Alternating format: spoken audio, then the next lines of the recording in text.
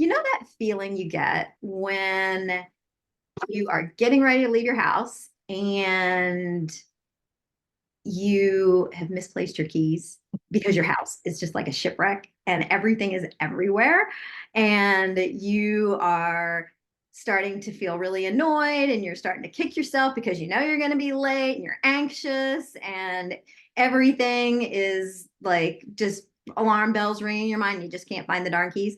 Well, that same kind of chaos can happen in your mind too. And as you know, it creates the same exact kind of feeling of anxiousness and everything inside you. So today we are going to talk about clearing and how to clear that mental clutter. So if you're new here, hi, I'm Julie. I am the owner of JMB Living, and here on my channel, I like to share ideas, tips, and inspiration on how you can create a life well lived by living more intentionally. And today, I am thrilled to have here as a guest, Christy. And oh my gosh, I meant to ask you if I'm going to pronounce your last name right. I'm going to give it a try, and I'm probably going to totally not. Um, Dadiowitz? I didn't get it right, did I? I'll let you say your last name. But anyway, Christy is from The Common Nest, and she is an expert on all things decluttering. She's a wife, she's a mother of three, she has a podcast, and she is all about everything in the home. And I'm so excited and thrilled to have you here today, Christy. And I will let you tell everyone your last name because I totally meant to ask you and I didn't. Thank you, Julie. Yeah, my last name is Delitowitz, and actually, I don't use it that much or share it that much, just because it is quite a mouthful. My maiden name was Price, so it was quite That's a quite the transition. change. Yeah. Well, I'm really thrilled that you're here to talk with us today. And I know that decluttering and is, an absolutely important part of like what makes a calm home. And when we think Mhm. about having a calm mind, I'm sure that there are similar things. And well, we're just going to get right into it. Like, I know you have several things that you wanted to share with us here today. So I'll go ahead and let you kick things off for us and start giving us some of your ideas on how we can calm our minds and organize the chaos up here. Yeah, and just like physical clutter, our mental clutter and emotional clutter really weighs us down, right? And increases those stress levels. And real life, I always say real life brings real clutter. It's something that you can't eliminate completely or avoid. It just comes.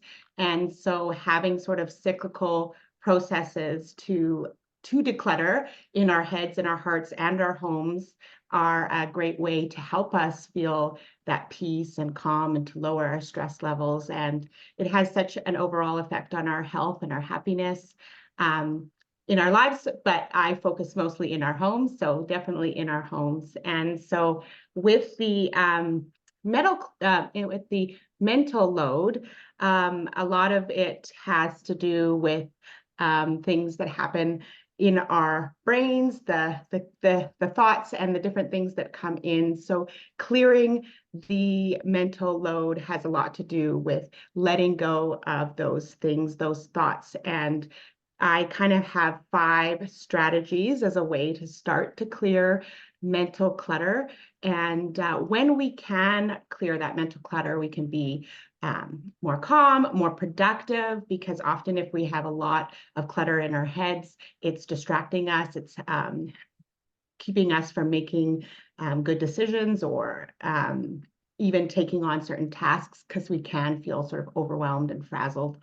And so I'll just get into the 5 strategies if you're Absolutely. yeah, Yeah, okay. I was thinking, I love how you were talking about like, one of the things that you say right off the bat when you think about like what's in your space, you're talking, and you mentioned like letting go. And it's the same thing with like our physical things. It's like we let go of the physical things to clear clutter out of our spaces, our physical spaces, but it's kind of the same thing, like letting go of what's up here to clear the mental space. Yes, yeah. And they're out actually the final strategy, we'll talk about that. But our physical spaces and our mental spaces are so connected, right? And Mhm. so they play back and forth. So when we have clutter mentally, it can kind of spread out into our environment. And when we have clutter in our environment, it really affects our mental and emotional clutter as well. So there is that dynamic. But Absolutely. My husband, when whenever he sees me like start like just getting rid of all kinds of stuff, and like I'm on this massive like determined focus, and he's just like, okay, get out of her way. She knows that, something's been going like too much, and we have to like clear everything out, whether it's been too much going on at work and I've just got too much going on, and then I clear out the home. But yeah. yeah, yeah, Um, it's like our what's happening mentally is manifest in our physical world, and we just need to, and it is a great way to clear our mental clutter is to just start to remove things in our physical space or clear out in our physical space because we can kind of make it tangible.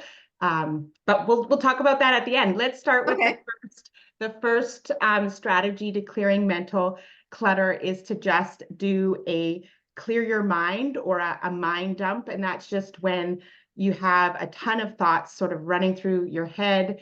You just need to get them out of your head and onto paper.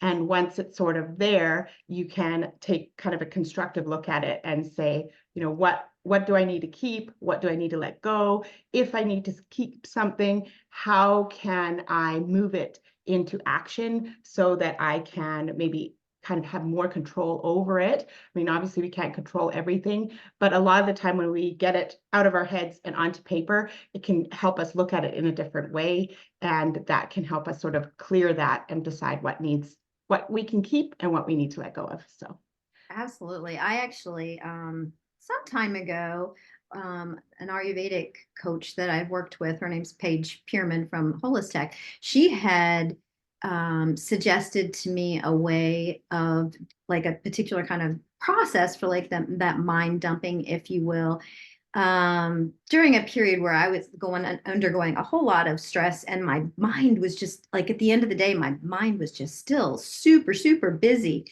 And so she called it digesting your day. And she, it was kind of like thinking about writing it down in the form of like how your body digests the food or whatever. So first thing you would think about is like, okay, well, what did I put into my belly, or what experiences did I have today?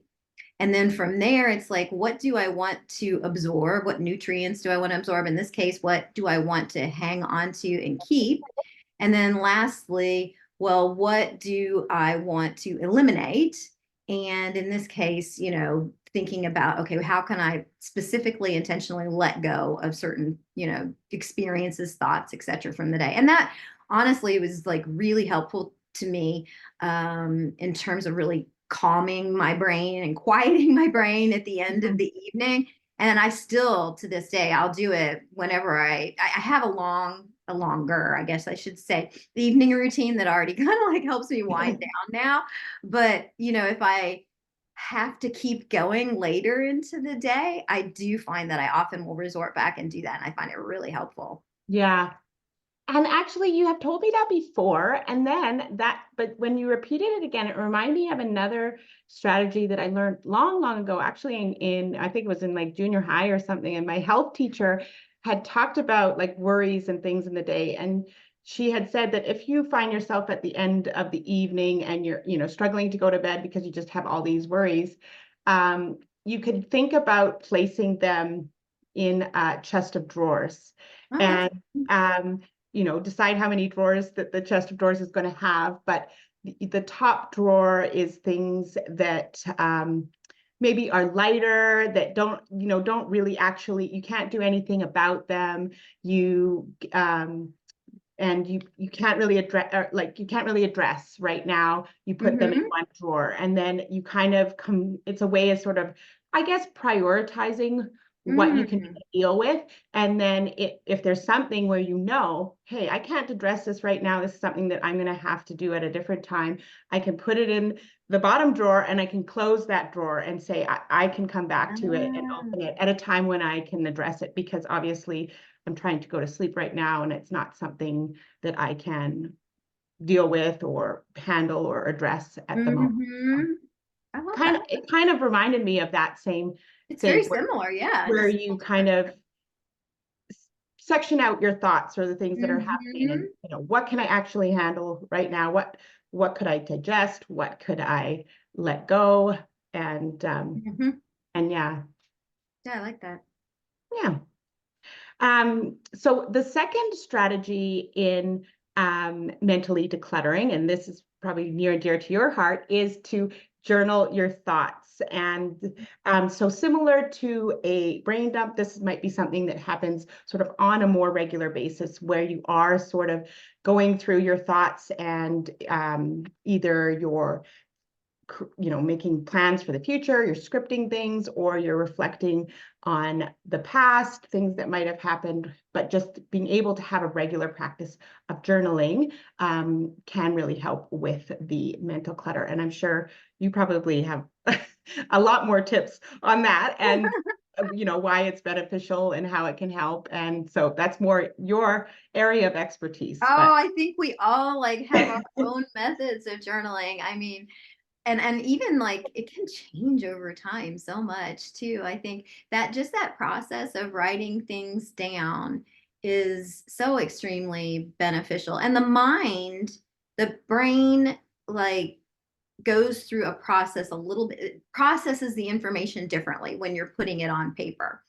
And so I think, depending on what you're going through, there's obviously all different kinds of ways to be able to put that to paper, some like easier than others. If I'm angry with my spouse, I'll be often, I might like write a letter to him or something and like get all my angry thoughts out, which usually ends up eventually, once I get that anger out, it'll start to come back and I'll start to have some accept some responsibility normally, Mhm. because normally it takes two to be Yeah. angry. And that can often make me feel better. But like other times, if I want to, I mean, in this case, we're kind of talking about the mental decluttering and that type of thing. Um, Oftentimes, like the journal can be my place too when I have like ideas and insights that I want to remember, right? And Mhm. I'm trying to remember them, but just getting them on paper, whether it's in a journal in a specific place that I know I'll be referring back to it later, or just wherever you collect your insights and your ideas. So yeah, there's a ton of ways to journal, and it certainly does help things go from here out. Mhm. Mhm.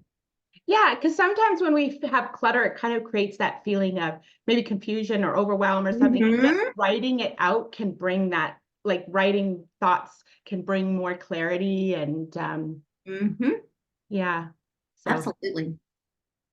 that's the second strategy. The third strategy is meditation, some sort of meditation practice. And it can be, simply having quiet time in a chair with some nice music, maybe a diffuser or candle, and um, just giving your mind some space and time to sit with thoughts, observe them without judgment, and to let them go if they need to go, or process them. And I'm by no means an expert on meditation, but I have noticed how significantly it's impacted my own life when I kind of created a regular meditation practice. And it changes and varies from season and time. Sometimes I'll do lots of guided meditations, or I'll have certain focuses. And there's so many opportunities for free guided meditations or paid guided meditations out there. And sometimes I just sit in silence and have that space. I like to do mine in the morning because it kind of grounds me into the day and helps me feel like I'm kind of going into the day with a bit more of a clear mind and less clutter. But I find it a wonderful tool for clearing the mental clutter. Absolutely. I feel the same way about it. And I know when I first started meditating, I really hated it, to be honest. It was, I kind of had to think of it as being like exercising a muscle, it's just something that was some additional exercise that I needed to do because everyone says it's good for you. Mm-hmm. And it's interesting that, after sticking with it for years, I do believe, unfortunately for me, it did take years, but now it's like I really, I won't say I necessarily look forward to it, but I do, um I find it more and more and more helpful. And like you, mine has changed over time too. And I love to hear, you started out by saying it can be, just some quiet time to sit and, watch your thoughts or whatever. And it can be different from season to season, like sometimes guided. Because a lot I've heard people say before that, well, I don't really meditate because I'm listening to guided meditation, but that's not true. I mean, you are focusing your attention, which in essence is like how we're exercising the brain, right? We are focusing and refocusing again and again because our minds are built to wander all over the place, right? That's what minds do. Mm-hmm. So yeah, there's many ways to practice that technique of focus. And I'm the same way. My meditation practice, like recently, I had been listening to some guided ones, and I've just been craving just like sitting there quietly, like and being present. And so, I'll shift to do that. And Mm-hmm. yeah, there's a Yeah. multiple ways, and there's no wrong way to meditate. No, I guess that's and the and that's and the no important thing. and no right way either, right? Like Yes, I think exactly. sometimes we might not jump into it or might not do it or might even judge ourselves for how we're doing it, which Right. is not really what it's about. And just being Mhm. open to there's lots of different ways to do it and finding the way that like fits with you in the season, and it doesn't have to look the same all the time. And it is just about observing our thoughts and creating space for that, because um, life is full and often, right? We're rushing, rushing, rushing. It's always about production a lot of the time, and just creating space for our brains to just be and to observe the thoughts that are coming up. And I think when I first learned about meditation, I was very, very young. I my step grandma was into sort of Zen Buddhism and did meditation retreats and stuff. And so when we would visit, I would try to do these things. And I thought that my mind was supposed to be clear, like, and I just was thinking about all sorts of things, and I couldn't get it. I couldn't understand how to clear my mind, how to get it so that there were no thoughts. And so at the time, I didn't really understand. I thought I was just doing it wrong. I thought Mhm. I was missing something, and sort of exploring so many different meditation techniques and learning different things and doing guided meditations to sort of help me develop that there's lots of different ways to do it, and finding the right one for you, exploring, being open to exploration really is what it's about, right? So Yeah, I actually, and I'll share this because I've really been enjoying it lately. Let me see if I can find it on my phone here really quick. There is a podcast that has, I really, really enjoy her meditations. They're kind of like between 5 and 15 minutes. It's called Mindful in Minutes. And that's a really good one. And she explores a lot of different concepts. I find it really interesting, and she's been doing it for a long time. So if you're looking for, a guided like meditation podcast, I found that to be a really nice one. But yeah, I think I'm glad you brought up the point about thinking you were doing it wrong, because I hear that quite frequently. It's like, oh, I can't quiet my mind. Well, that's not really, or I can't clear my mind, I can't quiet my mind. Well, that's not exactly what meditation's all about. And I think a lot of people just don't understand that that's true. So I think sharing that is really helpful, because the mind is going to like chatter. yeah. Yeah. I find my mind is particularly chattery, but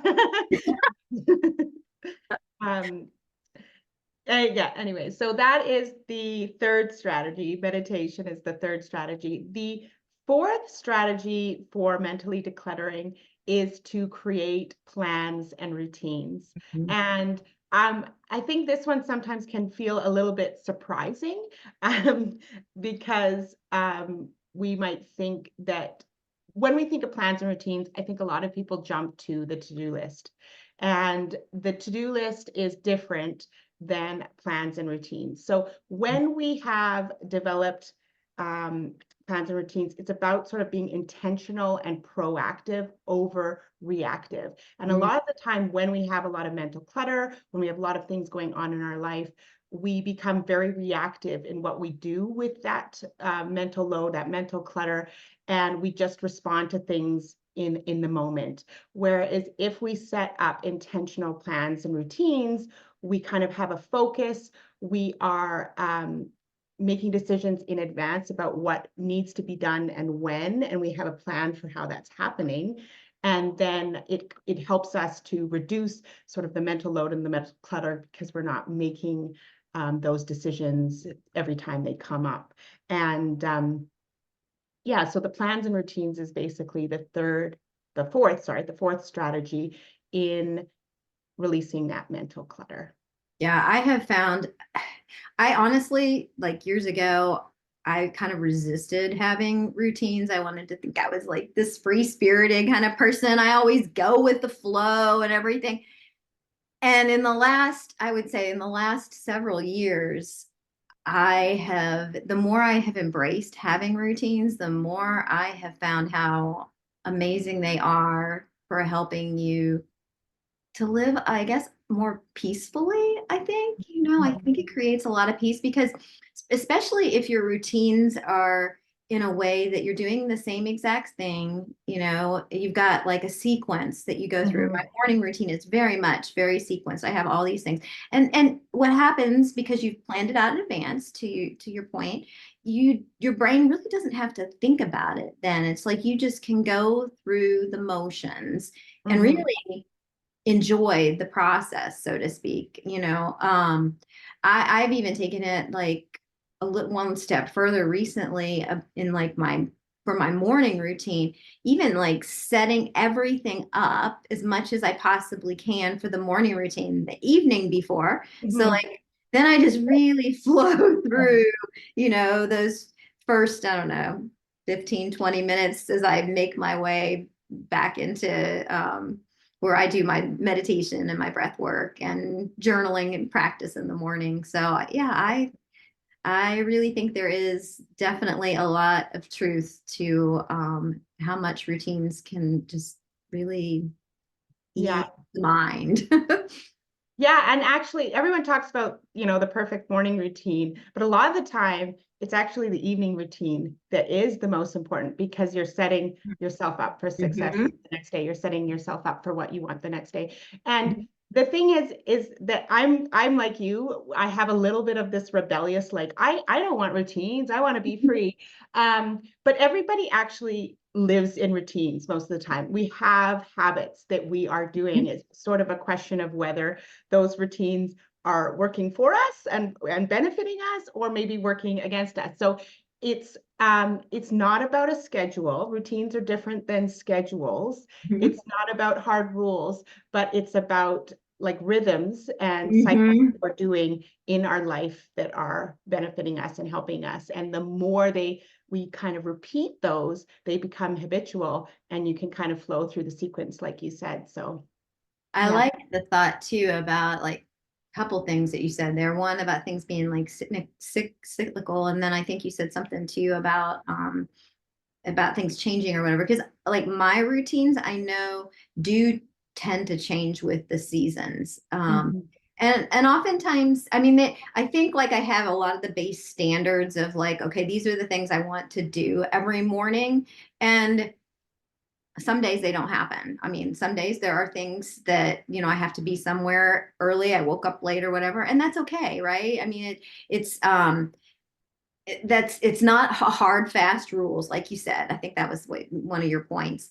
But and these things can change too, because I think, when you're trying to set up a routine that works really well for you intentionally, I honestly, for me, I think it took quite a while of like just making small changes to what I wanted to do and how I wanted to do it and when I wanted to do it before it ever got to the place where I like that feels really good and is really workable for me. And then like a season changes and I have to kind of shift things around a bit, and that's okay. Yeah. Yeah, I think change and shifting is important all the time, to be reflecting on, well, what am I doing in my routines and why am I doing them? You know, be really rooted in um, your values, what you want in life, and are the things that you're actually doing in life, the things that you're thinking about, are they actually connected to that? Because that's when we will find that our plans and routines are benefiting us and are serving us, Mhm. and we're getting proactive. So, and I kind of like to sometimes think of routines as like a train car, like a train, and each habit that we have in the routine is a train car. And sometimes when we seasons change, we're doing something different, we look at a train car and we're like, actually, that one doesn't fit. It's not carrying what it needs to carry.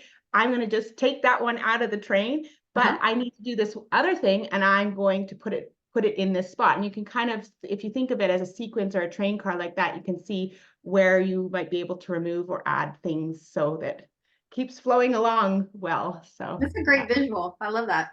yeah. So plans and routines was the fourth strategy in clearing mental clutter. And the final strategy, which we have talked about already a little bit, is to clear our physical spaces. So when we have visual clutter, it creates more mental clutter. And so having cleared and clean, organized spaces can really help us with our mental load and help us to feel peace and calm. And there's lots of ways to begin to physically declutter, but that is um, for another time. But yes, physical declutter is the fifth and final strategy on clearing our mental clutter. Yeah, it like I really feel the impact of having too much stuff or things that aren't organized. I definitely feel it very much in my in my brain space.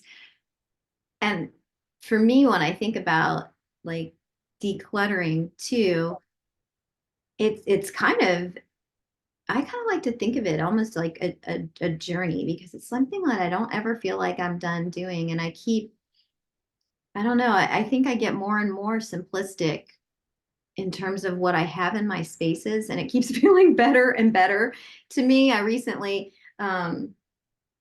took a lot out of my office. I had these two desks that when I first moved in here, um, I think that at that point in time, it was before my husband and I got married, and I was just coming in like on the weekend, and he wanted a space for me to work and that type of thing, and he bought this modern looking desk thing, and so it was just it was whatever was there, right? and Mhm. and recently I took away both those big desks, and I have this simple wooden desk now and a simple wooden bookshelf to the side. And I mean, there's a lot less in here, a lot more open space. And wow, what a difference it has Yeah, made in how I feel when yeah, I'm working. And I find the same thing about, and you may agree with me on this too, like when my like I have papers all over the desk and everything, it automatically I don't think I think near as clearly as if I can have like those papers organized, whether they're like in a stack or like better yet, put away in a folder somewhere. But it makes a huge difference in how I feel and how I can think. yeah. It makes such a big difference on having that. And one thing I love a couple of things that you said. First, you sort of talked about the desks that you kind of just landed with. They Mhm. weren't intentionally chosen. And that happens a lot with stuff, right? Like we just sort of like our stuff comes from different places. Sometimes we don't intentionally choose it. So clutter can be different for everybody. Mhm. And there's no kind of one size fits all, and that everything has to be minimal and Mhm. cold, and that lowers stress, because that doesn't lower stress for some people, right? So it's about understanding how our body is feeling in the physical space and the things that are there and how we feel about those things. So um, if we have a lot of stuff in our physical space and we can feel our stress levels rising and it's affecting us, then that is clutter to us. And that is something that we should try to address. But I find even in addressing the things, it helps us to work through a lot of our mental stuff and our mental clutter. So we might have it where we actually feel stress about the clutter because we have expectations to, how a house should be or a room should Mm-hmm. be. And if it's not that way, it's a reflection of something that might be happening with me and what I'm doing and who I am. And so understanding how much our physical stuff affects that, and finding the right balance for us of stuff, and really thinking about what things we intentionally have around us, and do we use it? Do we want it? Do we love it? Do we need it, kind of thing, and evaluating that, because often when we do have a lot of stuff coming in, we're not really evaluating why we have that stuff. So I think it's such a great point. And like, I mean, I like also how you talk about how, it's a unique to each person in terms of how your things feel in your space to you. Because for my husband, he still will come in and he'll be like, well, don't you need a desk, or you need a little side table over here to put this stuff on, and you need this over here. And I'm like, no, I don't want any of that. For him, that would feel really good, and that would feel like a space that he feels very comfortable and he has what he needs. It's just it's very different and then from person to person. So I think that's a great point. yeah, and understanding how our brains work. There's another declutter expert. I think her book is called Clutterbug. Cassandra, sorry, I'm not familiar with it. I don't know her last name, but she discovered that she talks about decluttering, and she's discovered in decluttering there's sort of different types of people, and some are much more bothered by the visual clutter, but some people actually feel more organized when they can see everything. So it needs to be Mhm. organized, but they can see everything, and that actually makes them feel more comfortable. Mhm. Whereas others, they don't want to see anything. They don't want any of their files out. They don't want anything. So they like to have them put away in a container or a drawer or something like that. And the drawer could be a disaster, but they still like feel Mhm. comfortable. So discovering sort of what level of sort of visual clutter versus actual clutter, and how to balance that for you and what you respond to best. And you can definitely see it in families, in couples that come together having very different sort of Mhm. levels of comfort and clutter, and different organization styles, and different things bug people or increase the stress levels in different ways. And some things people don't even notice, right? So Mhm. just understanding what that is for you, what it is for the people in your house, and how you can kind of balance it so that everybody kind of has a space that works for them. I love all that. Wow, what a great conversation we've had. This was like, I love all five of the tips that you've given today. They're all things that are like really easy to put into practice like right away, right? It's not like you need really anything besides the intention and taking the action to do it, which is great. So, Christy, if people want to learn more about what you do and what you've got going on, or if they're interested in having more mentorship of some kind from you, where can they find you? Just let us know the best places to find you. Well, I am at the Common Nest, and I'm most active on Instagram. So at the Common Nest is my Instagram handle. You could also check out the website, which is thecommonnest.com. And I just help people create happier and healthier homes with a more holistic approach. And I kind of teach that approach through the holistic home method and the 5 foundations of home.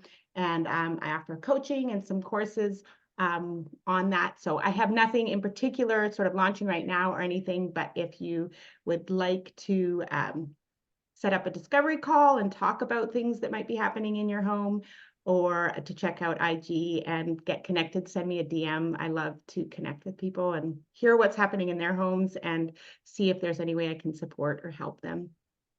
So, Wonderful. Well, thank you again so much for taking the time to share with us today. I think this has been such a great topic, a great conversation. yeah, thanks, Julie. It's been fun, and I'm honored that you invited me to share. So thank you. Mm. All right, everyone. We'll see you next week. Bye.